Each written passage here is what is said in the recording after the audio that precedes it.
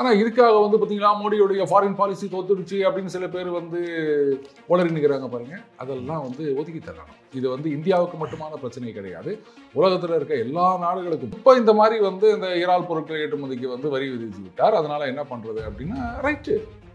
அப்பப்போ இந்த மாதிரி பிரச்சனைகள் வரும்போது டக்குன்னு நம்ம என்ன பண்றது அப்படின்னு யோசிக்கணுமே தவிர அதை விட்டுட்டு வந்து இதாண்டா சாக்குன்னு குறை சொல்லிட்டு இருக்கிறது ஒரு விஷயம் கிடையாது. மார்க்கெட்டை மாற்ற வேண்டியதுதான். ரெகுலராக ஒருத்தர் வாங்கி நிற்கிறாரு கஸ்டமரு, அவர் திடீர்னு வந்து இல்லப்பா நான் வந்து நாளையிலேருந்து சைவம் வாங்கிட்டேன், நான் இறால் வாங்க மாட்டேன் அப்படிங்கிறாரு. அதுக்கான தொழிலை மூடிட்டு போக முடியுமா? வேற யாராவது அசைவம் சாப்பிட்றவங்க இருக்காங்களா பார்த்து அங்கே தான் கொண்டு போய் வைக்கணும், அவ்வளோதான். நீ வாங்கட்டா, நமக்கு என்ன ஆளா இல்லை, நாங்கள் வித்துட்டு போகிறோம். சீனாவில் நடக்கும் உச்சி மாநாடு 7 நாடுகள் வந்து பங்கேற்கிறாங்க. இந்தியா சார்பாக மோடி பங்கேற்கிறாரு. இந்த மாநாட்டில் என்ன நடக்கும்? இப்போ சமீபத்தில் சில விலக்குகள்லாம் கொடுக்கப்பட்டுள்ளன. அங்கேருந்து என்ன பண்ணியிருக்காங்க, அந்த ஃபெர்டிலைசர், யூரியா, அதுக்கப்புறம் அந்த ரேர் எர்த் இதெல்லாம் வந்து எக்ஸ்போர்ட் பண்ணுறதுக்கான தடைகள் எல்லாம் வந்து ரிலாக்ஸ் பண்ணியிருக்காங்க. இந்த குளோபல் சவுத்னு சொல்லுவாங்க இல்லையா, நாம தான் இனிமேல் ஃபியூச்சர். அதனால ஒருத்தர் எதுக்கு நம்ம அடிச்சுக்கிறது? நாம ஒத்துமையா போனோம் அப்படின்னு சொன்னோன்னா அது அங்கே இருக்கிறான் பாரு, இந்த பக்கம் அமெரிக்கா, இந்த பக்கம் யூரோப்பியன் யூனியன், 2 பேர்த்தையும் போட்டு சாத்துன்னு சாத்தலாம். நாம 2 பேரும் யாரு, ட்ரம்போட புட்டினோட சேர்த்து 3 பேர் நாம சேர்ந்துட்டோம் அப்படின்னு சொன்னா உலகமே நமக்கு தான். ஆளுக்கு அப்படியே பிரிச்சுக்கணும். அப்படி வந்து பண்ணலாம், தப்பே கிடையாது. எச்சரிக்கையோட நம்ம இதை அணுகணும். நல்லா யோசிச்சு பாருங்க, அலாஸ்கால 2 பேரும் மீட் பண்ணாங்க, புட்டினும் ட்ரம்பும். ரொம்ப பரபரப்பா பேசப்பட்டது. இன்னொரு நாளைக்கே யுத்தம் நின்றுன்ற மாதிரி ஆச்சு. இப்போ அதை பற்றி யாராவது பேசுகிறாங்களா அமெரிக்கா? அடுத்து ஜெலன்ஸ்கி வருவாருன்னாங்க, நான் போய் பேசுகிறேன்னாரு. இல்லை 3 பேர் வருவாங்க, யூரோப்பியன் யூனியன் எங்களையும் சேர்த்துக்கோங்கன்னாங்க. எல்லாரும் ஒன்று சேர்ந்து புட்டினை போய் பார்க்கணும்னாங்க. இப்போ அடுத்த கட்ட பேச்சுவார்த்தையை பற்றி ஒரு பையனும் பேசுறது இல்லைங்க. யோசிச்சிங்களா? அப்போது ட்ரம்புக்கு தெரிஞ்சு போச்சு, உக்ரைன் யுத்தம் ஒரு வழியாக முடிவுக்கு வரப்போகின்றது. இன்னும் ஒரு 6 மாதம், ஒரு வருஷத்துக்குள்ள எப்படி முடிவுக்கு வரும் அப்படின்னா, உக்ரைன் ஒரு நாடே இருக்க போகிறது கிடையாது. அது முழுக்க ரஷ்யாவாயிட போகுது. அதுக்கப்புறம் அவங்க அதில் சண்டை போட போறாங்க. சேனல் 5 தமிழர்களுக்கு வணக்கம். இன்றைய நேர்காணலில் நம்முடைய இருந்திருப்பவர் தி டெய்லி பஞ்சரன் அவர்கள். வணக்கம் சார்.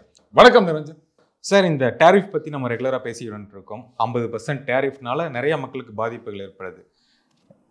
18,000 கோடி இப்போ நமக்கு இழப்பு ஏற்பட்டிருக்கு அப்படிங்கிற தகவல் வந்திருக்கு. என்னன்னா இறால் பண்ணை, இறால்கள் வந்து ஏற்றுமதி பண்ண முடியலன்ட்டு இந்த தமிழ்நாடு, ஆந்திரா அங்கே இருக்க விற்பனையாளர்கள்லாம் சொல்லியிருக்காங்க. இதை பற்றின தகவல் பற்றி பேசுவோம். அதாவதுங்க, இந்த மாதிரியான பிரச்சனைகள் வரக்கூடியது தான். அது எப்போது ஒரு தடவை வரும், இது தினைக்கும் வர பிரச்சனை கிடையாது. ஆனால் இதுக்காக வந்து பார்த்தீங்களா மோடியோடைய ஃபாரின் பாலிசி தோத்துடுச்சு அப்படின்னு சில பேர் வந்து உளறி நிற்கிறாங்க பாருங்க. அதெல்லாம் வந்து ஒதுக்கி தரணும். இது வந்து இந்தியாவுக்கு மட்டுமான பிரச்சனை கிடையாது, உலகத்தில் இருக்க எல்லா நாடுகளுக்கும். பக்கத்தில் இருக்க கனடா வந்து எப்படி நம்ம தமிழ்நாடும் புதுச்சேரியும் எப்படியோ அந்த மாதிரி வந்து அமெரிக்காவும் கனடாவும் அதை விட இன்னும் நெருக்கமானது. அவங்களுக்கே வந்து ஏராளமான கொச்சல் குத்து நிற்கிறாரு. யூரோப்பியன் யூனியனுக்கு கொச்சல் குத்து நிற்கிறாரு. ஜப்பான், இவங்க சொல்றதெல்லாம் கேட்டுட்டு இருக்கவங்க, அவங்களுக்கு குடைச்சல். இப்படி அவங்களுக்கு ஃப்ரெண்டாக இருக்கவங்களுக்கு தான் அதிகமாக கொச்சல் குத்து நிற்கிறாரு. ஸோ இப்போ இந்த மாதிரி வந்து இந்த இறால் பொருட்கள் ஏற்றுமதிக்கு வந்து வரி விதிச்சு விட்டார். அதனால என்ன பண்றது அப்படின்னா ரைட்டு. அப்பப்போ இந்த மாதிரி பிரச்சனைகள் வரும்போது டக்குன்னு நம்ம என்ன பண்றது அப்படின்னு யோசிக்கணுமே தவிர அதை விட்டுட்டு வந்து இதாண்டா சாக்குன்னு குறை சொல்லிட்டு இருக்கிறது ஒரு விஷயம் கிடையாது. இப்போ இந்திய அரசாங்கத்தில் என்ன பண்ணியிருக்காங்க, இதே மாதிரியான ஏற்றுமதியை வந்து ஜப்பான், அதுக்கப்புறமா யூரோப்பியன் யூனியன் நேஷன்ஸு, இந்த மாதிரி நாடுகளுக்கு எங்கே கொண்டு போகலாம் அப்படின்னு பிளான் பண்ணிட்டு இருக்காங்க. அண்டு பேச்சுவார்த்தையெல்லாம் நடந்துட்டு இருக்கு. அண்டு அங்கேருந்து வந்து மேலிடத்துல பேசி ரைட்டு இது மாதிரி இது பண்ணிக்கோங்க அப்படின்னு சொன்ன பிறகு அதை வந்து டவுன் த லைன் கொண்டு வருவாங்க. கொஞ்ச நாளைக்கு இது கொஞ்சம் கஷ்டமாக தான் இருக்கும், பட் இதெல்லாம் சரியாயிரும். எத்தனையோ பார்த்துட்டு இருக்கு. 40% வந்து அமெரிக்காவுக்கு தான் அனுப்புறோம், மீதான் யூரோப் கண்ட்ரிக்கெலாம் அனுப்புறோம் அப்படின்னு சொல்றாங்க. அதாங்க, இப்போ நம்ம மார்க்கெட்டை மாற்ற வேண்டியதுதான். இப்போ ரெகுலராக ஒருத்தர் வாங்கி நிற்கிறாரு கஸ்டமரு, அவர் திடீர்னு வந்து இல்லப்பா நான் வந்து நாளையிலேருந்து சைவம் வாங்கிட்டேன், நான் இறால் வாங்க மாட்டேன் அப்படின்னாரு. அதுக்கான தொழிலை மூடிட்டு போக முடியுமா? வேற யாராவது அசைவம் சாப்பிட்றவங்க இருக்காங்களா பார்த்து அங்கே தான் கொண்டு போய் வைக்கணும், அவ்வளோதான். நீ வாங்கட்டா, நமக்கு என்ன ஆளா இல்லை, நாங்கள் வித்துட்டு போகிறோம் அப்படின்னு அதை பார்க்கணுமே தவிர மார்க்கெட் இருக்குதுங்க. கொஞ்சம் கஷ்டப்படணும். ஒரு மாதம் அப்படி நம்ம இது பண்ணோம்னா அதுக்கப்புறம் தாராளமாக இதெல்லாம் ஸ்ட்ரீம் லைன் ஆகும். அது ஒரு பெரிய விஷயமே கிடையாது. ஓகே. சீனாவில் நடக்கும் உச்சி மாநாடு 7 நாடுகள் வந்து பங்கேற்கிறாங்க. இந்தியா சார்பாக மோடி பங்கேற்கிறாரு. இந்த மாநாட்டில் என்ன நடக்கும்? என்ன நடக்கும்னா பேச்சுவார்த்தை நடக்கும். Jokes apart. இப்போ சீனா வந்து இந்தியாவுடன் அதை வெள்ளக்கொடி காமிச்சு நிற்கிறாங்க. அஃப்கோர்ஸ் அவங்கள வந்து எப்பவுமே நம்ப முடியாது. ஆனால் இதை நாம வந்து நமக்கு ஏற்ற மாதிரி யூஸ் பண்ணிக்கணும். இப்போ சமீபத்தில் சில விலக்குகள்லாம் கொடுக்கப்பட்டுள்ளன. அங்கேருந்து என்ன பண்ணியிருக்காங்க, அந்த ஃபெர்டிலைசர், யூரியா, அதுக்கப்புறம் அந்த ரேர் எர்த்து இதெல்லாம் வந்து எக்ஸ்போர்ட் பண்ணுறதுக்கான தடைகள் எல்லாம் வந்து ரிலாக்ஸ் பண்ணியிருக்காங்க. அதே மாதிரி நாமளும் என்ன பண்ணியிருக்கோம், டைரக்ட் ஃப்ளைட்டு அதை மறுபடியும் ரெஸ்யூம் பண்ணியிருக்கோம். அதுக்கப்புறம் இந்த சைனீஸ் நேஷனல்ஸ்க்கான விசாவை வந்து நம்ம மறுபடியும் ஆரம்பிச்சிருக்கோம். முதல்ல அது நிறுத்தி வச்சிருக்கோம். ஸோ இந்த மாதிரியான இன் ரிலேஷன் அப்படின்னு சொல்லுவாங்க. அதுக்கப்புறம் என்னன்னா நான் ஸ்ட்ராட்டஜிக் அந்த மாதிரியான செக்டாரில் Chinese investment, okay right invest பண்ணுங்க. அட் த சேம் டைம் அந்த கண்ட்ரோல் அப்படின்றது இந்தியா கிட்ட தான் இருக்கும். 51% எங்க கிட்ட தான் இருக்கணும், 49% தான் அவங்க கிட்ட. அந்த மாதிரியான ஒரு அக்ரிமெண்ட்ஸ் இதையெல்லாம் நம்ம கொண்டு வரலாம். அதுவும் பார்த்தீங்கன்னா முக்கியமான செக்டாரில் அப்படி வச்சுக்கணும். அதுக்கப்புறம் எங்கெங்கெல்லாம் நமக்கு அந்த அளவுக்கு இது இல்லையோ அந்த மாதிரி செக்டாரை கொண்டு வந்து அதுலேருந்து நாம பாடங்கத்துக்கு நாம வளரணும். சரி, ஒரு காலத்தில் பார்த்தீங்கன்னா 2 கார் தான் அம்பாசிடர், ஃபியட் பத்மினி. இந்த பண்ணையார் பத்மினி பார்த்துருப்பாங்களே, அந்த 2 கார் தான் இருந்தது இந்தியாவில். அதுக்கப்புறம் இந்த லிபரலைசேஷன் அப்படின்னு எல்லாத்தையும் இது பண்ணும்போது அப்போ பாம்பே கிளப்னு ஒரு குரூப் ஆஃப் இண்டஸ்ட்ரியலிஸ்ட் உட்காந்தீங்கன்னா என்ன சொன்னாங்க, இல்லை இவ்வளோ நாளாக வந்து இந்த மாதிரி லைசன்ஸு கோட்டா பர்மிட்டு அப்படின்னு எங்களெல்லாம் வந்து காலை கட்டி போட்டு வச்சுருந்தீங்க. இப்போ திடீர்னு எல்லாத்தையும் அவுத்து விட்டுட்டு ஓடணும் போது ஃபாரின் அவங்களாம் கொண்டு வந்து விட்டீங்கன்னா எங்களாலாம் வந்து கம்ப்ளீட் பண்ண முடியாது அப்படின்னாங்க. பட் அதெல்லாம் ஒத்துக்கல. எல்லா கம்பெனிகளும் இந்த தேவுன்னு ஒரு கார் இருந்தது, அந்த கம்பெனி என்ன ஆச்சுன்னே தெரியல, சவுத் கொரியாலேருந்து வந்தது, மேட்டிஸ் அது இது. அப்புறம் இந்த ஹோண்டா, அதுக்கப்புறம் ஹுண்டாய், ஃபோர்டு, இது ரெனோ, இந்த மாதிரி நிறைய கம்பெனிகள் வந்தது. இப்போ நம்ம கார் கம்பெனிகளும் வந்து சக்கப்போடு போடுறாங்கல்ல, உலக அளவில் எக்ஸ்போர்ட் பண்ணிட்டு இருக்கோம்ல. ஸோ அந்த மாதிரி ஆப்பர்ச்சுனிட்டியாக நம்ம இதை யூஸ் பண்ணிக்கணும். அடுத்தது ரேர் எர்த் அப்படின்னு சொல்லும்போது அது அமெரிக்காவுக்கே அவங்க வந்து தனி காமிச்சுருக்கிறாங்க. ஸோ இதை யூஸ் பண்ணிட்டு நாம வந்து நம்ம பெனிஃபிட்டுக்கு என்ன பண்ணணுமோ அதை பண்ணணும். ஆல்வேஸ் ஒரு காஷனோடவே அதை நிச்சயமா பண்ணுவாங்க, அதில் ஒன்றும் சந்தேகமே கிடையாது. அண்ட் இதை ஒரு வாய்ப்பாக வச்சுட்டு கரெக்டுங்க, டவுன் சவுத், இந்த குளோபல் சவுத்னு சொல்லுவாங்க இல்லையா, நாம தான் இனிமேல் ஃபியூச்சர். அதனால ஒருத்தர் எதுக்கு நம்ம அடிச்சுக்கிறது, நாம ஒத்துமையா போனோம் அப்படின்னு சொன்னோன்னா அது அங்கே இருக்கிறான் பாரு, இந்த பக்கம் அமெரிக்கா, இந்த பக்கம் யூரோப்பியன் யூனியன், 2 பேர்ட்டையும் போட்டு சாத்துன்னு சாத்தலாம். நாம 2 பேரும் யாரு ட்ரம்போட புட்டினோட சேர்த்து 3 பேர் நாம சேர்ந்துட்டோம் அப்படின்னு சொன்னா உலகமே நமக்கு தான். ஆளுக்கு அப்படியே பிரிச்சுப்போம். அப்படி வந்து பண்ணலாம், தப்பே கிடையாது. எச்சரிக்கையோட நம்ம இதை அணுகணும். இது ஒரு ஆப்பர்ச்சுனிட்டி தான் பார்க்குறேன். எந்த ஒரு அப்டக்கிள் வந்தாலுமே அதை வந்து ஆப்பர்ச்சுனிட்டியாக தான் நான் பார்க்குறேன். எல்லாரும் அதை தான் பார்க்கணும். நிரஞ்சன், ஓகே, இந்த மார்க்கெட் டவுனாக இருக்கலாம், என்ன பண்ண முடியும்? ஏங்க இது வந்து ஒரு சாதாரண பீரியட். இப்போ கொரோனா காலத்தில் என்ன நடந்தது, அப்போல்லாம் சில பேர் பார்த்தீங்கன்னா 3 வருஷத்துக்கு ஹோட்டலே இருக்காது, 5 வருஷத்துக்கு டாக்ஸியே இருக்காது, 6 வருஷத்துக்கு பேங்கே இருக்காது, இப்படிலாம் வந்து சொல்லியிருந்தாங்க. என்ன அப்படி ஆகிப்போச்சு, குப்புன்னு நம்மளாம் எழுந்து வரல. இதுதாங்க மனுஷ இனத்தோட ஸ்பெஷாலிட்டியே. எவ்வளவுதான் அமுக்கி வச்சாலும் நம்ம மேல வருவோம், நம்மளால வர முடியும். ஏன் உட்காந்து நீங்க வந்து போச்சே எல்லாம் போச்சே அப்படின்னு 16 வயதுல பாக்யராஜ் ஒரு டைலாக் சொல்வார், அந்த மாதிரிலாம் பேசாதீங்க. எல்லாமே நம்மளால பண்ண முடியும். ஓகே, இப்போ ட்ரம்ப் அவர்கள் ஒரு 4 முறை மோடி அவர்களுக்கு அழைப்பு வந்துச்சு, ஃபோன் பண்ணாரு, ஆனா எடுக்கல அப்படிங்கிற தகவல்லாம் பார்த்துக்கிட்டு இருக்கேன். அது உண்மையா? எப்படி நீங்க தான் வந்து ஒயிட் ஹவுஸ்ல டெலிஃபோன் ஆபரேட்டர் கிட்ட இருந்து பேசிட்டு வந்தீங்களா? தகவல் இது தகவல் எங்கேருந்து வந்தது? தகவல் ஜெர்மனில தான். எப்படி அமெரிக்காவிலையும் அது தெரியல, இந்தியாலையும் தெரியல, ஜெர்மனியில் எப்படி தெரிஞ்சது? இன்னைக்கு இந்த உக்ரைன் ரஷ்யா யுத்தம் இருக்கு இல்லையா, இந்த யுத்தத்தை நிறுத்தணும் அப்படின்னு ரைட் ஃப்ரம் த டே 1 ட்ரம்புடைய ஐடியா அதுதான். ஆனா ஆரம்பத்தில் யூரோப்பியன் யூனியன் தான் தகராறு பண்ணாங்க. அவங்களால தான் இந்த யுத்தம் நிக்காம போச்சு. நல்லா யோசிச்சு பாருங்க, அலாஸ்கால 2 பேரும் மீட் பண்ணாங்க, புட்டினும் ட்ரம்ப். எஸ், ரொம்ப பரபரப்பா பேசப்பட்டது. இன்னொரு நாளைக்கே யுத்தம் நின்றுன்ற மாதிரி ஆச்சு. இப்ப அதை பத்தி யாராவது பேசுறாங்களா அமெரிக்கால? இல்ல. என்னாச்சு? அடுத்தது ஜெலன்ஸ்கி வருவாருன்னாங்க, நான் போய் பேசுறேன்னாரு. இல்ல 3 பேர் வருவாங்க, யூரோப்பியன் யூனியன் எங்களையும் சேர்த்துக்கோங்கன்னாங்க, எல்லாரும் ஒன்று சேர்ந்து புட்டினை போய் பார்க்கணும்னாங்க. இப்ப அடுத்த கட்ட பேச்சுவார்த்தையை பத்தி ஒரு பையனும் பேசுறது இல்லைங்க. யோசிச்சிங்களா?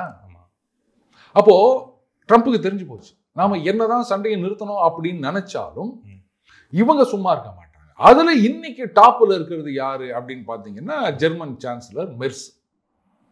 அவர் தான் வந்து யுத்தத்தை நிறுத்தக்கூடாது, சண்டை போட்டுக்கினே இருக்கணும் அப்படின்னு ஒரு நோக்கத்தோட இருக்காரு. அதனால தான் ஜெர்மன் பத்திரிகையில இந்த மாதிரி ஒரு நியூஸ் வந்திருக்குது. இப்ப அந்த நியூஸ் வந்த உடனே ட்ரம்ப் கடுப்பா வர மாட்டாரா? அவர் தான் வந்து நான் தான் இவ்வளவு பெரிய அப்பாட்டகர்னு ஒரு சீன் போட்டுனுக்கிறார். அவருடைய இமேஜ் குறைக்கிறதுக்கான வருதா இல்லையா? அப்ப அவர் கடுப்பாகுமா இல்லையா? அவர் நான் நினைப்பாரு, இந்தியாவிலேருந்து தான் யாரோ இந்த மாதிரி ஃபேக் நியூஸை கொடுத்துறாங்க போல இருக்குது, நம்மளை அசிங்கப்படுத்தணும்னு நினைக்கிறேன். இப்ப நமக்கே தெரியாது சார், ஜெர்மன் ஊடகங்கள் தான் அப்படின்னு அதுல தான் பாக்குறோம், அதுல பார்த்து நானே இப்ப சொல்றேன். அது கூட தெரியாது அவருக்கு. தெரியுங்க. அவரு கிட்ட இதெல்லாம் போய் சொல்லிக்க முடியும். அவர் என்ன நினைப்பாரு, இந்தியாவிலேருந்து யாரோ கூப்பிட்டு சொல்லிக்கிறாங்க, அதனால தான் அவன் அதை போட்டிருக்கான். அவருக்கு இப்போ அசிங்கமாயிடுச்சு இல்லை? இப்போ நாம 2 பேரும் யோசிக்கிற மாதிரி எதுக்குடா ஜெர்மனியில் இந்த நியூஸ் வருது அப்படின்ற மாதிரி அமெரிக்காவில் கூட இது வரைக்கும் யாரும் இந்த கேள்வியை கேட்டதா எனக்கு தெரியல. ஜெர்மனியில் யாரும் கேட்டதா தெரியல. ஏன்னா அமெரிக்காலேயே ஒரு பெரிய கும்பல் ட்ரம்ப்புக்கு எதிராக வேலை செஞ்சுருக்கு. அவங்களே உட்காந்து என்ன பண்ணுவாங்க பார்த்தீங்களா, அசிங்கப்பட்டார் ட்ரம்ப்பு. ஏன்னா இங்க ஒரு கும்பல் நம்ம பிரதம மந்திரி ஏதாவது ஆச்சுன்னா நமக்கான அசிங்கம் அப்படின்னு நினைக்கிறது கிடையாது, நம்ம நாட்டுக்கு ஏதாவது ஆச்சுன்னா நமக்கான அசிங்கம்னு நினைக்கிறது கிடையாது. ஆஹா, மோடியை குறை சொல்றதுக்கு ஒரு சான்ஸ் அப்படின்னு குதிக்குது இல்லையா? அந்த மாதிரி தான் ட்ரம்ப்பை கழுவி ஊத்துறதுக்கு ஒரு வாய்ப்பு அப்படின்வாங்க. அவர் இன்னொரு 50% போடுவாரா அப்படின்னு. அதுக்காகத்தான் இந்த மாதிரி நியூஸ் எல்லாம். இதெல்லாம் அப்படியே தள்ளிட்டு போயிட்டே இருக்கணும். இதனால எந்த பாதிப்பும் கிடையாது. அதெல்லாம் விட்டு தெல்லுங்க. நீங்க சொன்னீங்க இப்போ போர் நடந்துகிட்டே இருக்கணும் தான் அவருடைய நோக்கம் அப்படின்னீங்க. அதனால அவருக்கு என்ன பலன்? அதாவது ஜெர்மனியுடைய அந்த வளர்ச்சி அப்படின்றது வந்து இப்போ நம்ம இந்தியாவில் வந்து ஆண்டுக்கு 6% 7% வளர்ந்து வருகிறது அப்படின்னு சொல்றாங்க. ஜெர்மனி எல்லாம் வந்து அட்வான்ஸ்டு எக்கானமிஸ். அந்த G8ன்னு சொல்லி இப்போ G7ன்னு சொல்றாங்க இல்லையா, வளர்ந்த நாடுகள் அப்படின்னு. அந்த G7ல வளர்ந்த நாடுகள்ல இருக்கிற சீனா, இந்தியா 2 பேரும் மெம்பர் கிடையாது. என்னங்கடா அவங்க G7? ரஷ்யா கிடையாது, அதை சண்டைன்னு சொல்லிட்டு தூக்கிட்டாங்க. இதுதான் G7. இந்த வளர்ந்த நாடுகள்லேயே மிக குறைந்த வளர்ச்சி சதவீதம் எங்கன்னா ஜெர்மனியில் 1% கூட இல்லையா. அதுவும் லாஸ்ட் குவார்ட்டர்ல வந்து அந்த ஜிடிபின்றது சுருங்கி விட்டது, கான்ட்ராக்ஷன். ஸோ ஸ்டாக்னேஷன், ரெசஷன் அங்கே இருக்கு. காரணம் என்ன? சண்டை. ஒரு பக்கம் ஆயில் கேஸ் விலை ஏறி போச்சு, இன்னொரு பக்கம் இன்ஃப்ளேஷன் ரிடக்ஷன் ஆக்ட் அப்படின்னு சொல்லிட்டு அமெரிக்காவில் வந்து வாங்க வாங்க உங்கள் கம்பெனிலாம் என்கிட்ட கொண்டாங்க அப்படின்றாங்க. அதனால ஜெர்மனியில் இருக்க கம்பெனிகள்லாம் வந்து இங்கே இருந்தால் கட்டுப்படி ஆகாது அப்படின்னு சொல்லிட்டு நேராக அமெரிக்காவுக்கு போகலாமா அப்படின்ட்டு கொஞ்சம் பேர் மூவ் பண்ணிட்டாங்க, நிறைய பேர் இப்போ ட்ரை பண்ணிட்டு இருக்காங்க. இன்னொரு பக்கம் சைனாலேருந்து வருகின்ற சீப் இம்போர்ட்ஸ். இன்னைக்கு அங்கே யூரோப்பில் இருக்கின்ற மிகப்பெரிய 2 வீலர் மேனுஃபேக்சரர்ஸ் இழுத்து மூடின்னு இருக்கிறாங்க. சைனீஸ் காம்படிஷன் சமாளிக்க முடியல அவங்களால. சைனாவை பொறுத்தவரை என்ன பண்றாங்க, அந்த ஆப்பிரிக்கா, இந்த பக்கம் சவுத் ஈஸ்ட் ஏஷியா, இந்த மாதிரி நாடுகளுக்கு அனுப்புற வண்டின்றது அப்படி ஒரு மாதிரி இருக்கும், கடகடா குடுகுடுன்னு சவுண்டு போடும். அதே யூரோப்பியன் மார்க்கெட்டுக்கு அனுப்புறதுன்னு கொஞ்சம் குவாலிட்டியை பார்த்து அனுப்புறாங்க. இப்போ அவங்க விற்கிற காசை விட பாதிக்கும் கம்மியாக தான் இவங்க வண்டி இருக்குது. அவங்க யோசிக்கிறாங்க, எதுக்கு நம்ம வந்து வெறும் பிராண்ட் வேல்யூக்கு இவ்வளோ காசு கொடுக்குறோமா அப்படின்ட்டு. அப்போ அந்த சைனீஸ் ப்ராடக்டோட இவங்களால கம்பீட் பண்ண முடியல. எக்ஸ்போர்ட்ன்றதும் பெருசாக இல்லாமல் போயிடுச்சு. போதாக்குறைக்கு இப்போ இந்த EU ட்ரேட் யூனியன்னால என்ன போச்சு, 15% டேக்ஸ், அது பேஸ் லைனு. இந்த ஸ்டீல் அண்ட் அலுமினியம்க்கு 50% அப்படின்னு சொல்லிட்டாரு. ஸோ அங்கேயும் ஒன்றும் பண்ண முடியாது. அப்போ என்னதான் பண்ண போறீங்க அப்படின்னா, இல்லை நாங்கள் 1 ட்ரில்லியன் ஸ்டிமுலஸ் பேக்கேஜ், இந்த லட்சத்தில் கார்பரேட் டேக்ஸை வந்து ரெடியூஸ் பண்ணுறதுக்கு நாங்கள் பிளான் பண்ணிருக்கிறோம் அப்படின்னு. ஒரு பக்கம் ஒரு காலத்தில் ஜெர்மனி பார்த்தீங்கன்னா இந்த டேக்ஸ் ரீஃபண்ட் கொடுத்தாங்களாம் அவங்க சிட்டிசன்ஸ்க்கு, ஏன்னா நிறைய வருமானம் இருக்குது அப்படின்னு. இன்னைக்கு டேக்ஸ் ஒரு பக்கம் வரமாட்டுது, ப்ரொடக்ஷன் ஒன்றும் இல்லை, ஜிடிபி குறைஞ்சி நிற்குது. எல்லாத்துக்கும் காரணம் அந்த சண்டை. போதா குறைக்கு 5% ஆஃப் த ஜிடிபி நாங்கள் டிஃபென்ஸ் ஸ்பெண்டிங் ஏற்றுறோம் அப்படின்றா, கடனை வாங்கி. இதெல்லாம் எத்தனை நாளைக்கு தாழும் அப்படின்னு நினச்சிருக்கிறீங்க? இப்படி தான் போய் நிற்குது நாசமா. ஆனாலும் அவங்களுக்கு என்ன, எப்படியாவது ரஷ்யா எப்படா பண்ண போறீங்க அதெல்லாம் தெரியாதுங்க. நாங்கள் சண்டை போட்டுக்கினே இருந்தா ஒரு நாள் ரஷ்யா. இப்போ பார்த்தீங்கல்ல, கீவ் போட்டு அடி அடின்னு வச்சு நிற்கிறாங்க ரஷ்யாவில், தாக்கு பிடிக்க முடியல. கடைசியில் என்ன ஆக போகுது? உக்ரைன் யுத்தம் ஒரு வழியா முடிவுக்கு வரப்போகின்றது. இன்னும் ஒரு 6 மாசம், ஒரு வருஷத்துக்குள்ள எப்படி முடிவுக்கு வரும் அப்படின்னா, உக்ரைன் ஒரு நாடே இருக்க போறது கிடையாது, அது முழுக்க முழுக்க ரஷ்யாவாயிட போகுது. அதுக்கப்புறம் அவங்க அதுல சண்டை போட போறாங்க. அதுக்கப்புறம் போய் நீங்க என்ன பேச போறீங்க? அங்க இருக்க மக்களை வச்சுன்னு பார்டர்ல போலந்துல அங்க உட்காந்தீங்கன்னு ரஷ்யாவே வெளியேறு அப்படின்னுவீங்களா? இந்த மாதிரி பைத்தியகாரத்தனம் பண்றது அப்படின்னு முடிவு பண்ணிட்டாங்க. அதை இன்னைக்கு வந்து அந்த யுத்தத்தை நிறுத்தக்கூடாது, தொடர்ந்து நடந்துனே இருக்கணும் அப்படின்றதுல முக்கியமான 3 பேர், அந்த பிரிட்டன்ல ஸ்டாமர், பிரான்ஸ்ல மேக்ரோன், ஜெர்மனியில மெர்ஸ். அதுல டாப்ல இன்னைக்கு இருக்கிறவர் மெர்ஸ். அவர் தான் இதெல்லாம் பண்ணிட்டு இருக்கிறார். அதை டீபாப்புலேஷன் அப்படின்னு சொல்லுவாங்க. என்னவோ பண்றதா நினைச்சு என்னவோ பண்ணிருந்தீங்கன்னா அவங்களுக்கு ஒன்றும் பிரச்சனை இல்லைல்ல. எவனையோ ஊசி பேத்தி விட்டு சண்டை போட விட்டுனுக்கிறாங்க, அங்கே லட்சக்கணக்கில் செத்து நிற்கிறாங்க. நமக்கு என்ன வந்தது? அண்டு இந்த மாதிரி கடன் வாங்கி வச்சிங்கன்னா அதுக்கப்புறம் இதெல்லாம் என்ன மெர்சா வந்து கட்ட போறாரு. அதுக்கப்புறம் பின்னாடி வரவும் பார்த்தோமா அப்படின்னு அவர் போயிட போறாரு. அதுக்கப்புறம் ரிட்டையர் ஆன பிறகு அங்கங்கே போயிட்டு ஸ்பீச் கொடுக்கறது, புக் எழுதுறது, அதுக்குள்ள ஒரு அமௌண்ட் சேர்த்து வச்சிருப்பாங்க. எப்படி அவருக்கு என்னங்க வந்தது? அவர் பாட்டுக்கு எங்கேயாவது போய் செட்டில் ஆயிடுவாரு. கடைசியில் ஒன்று என்னைய மாதிரி காமன் மேன் தானே இந்த கடன் எல்லாம் கட்ட போகுது. அப்புறம் அதனால தான் அந்த மாதிரி பண்ணிட்டு இருக்காங்க அவங்க. அந்த ஸ்ட்ராட்டஜி தான் இந்த ஃபோன் பண்ணாரு எடுக்கல அப்படின்னு ஒன்று போட்டு விட்டாங்க. அதனுடைய பார்ட்டாக தான் நான் பார்க்குறேன்.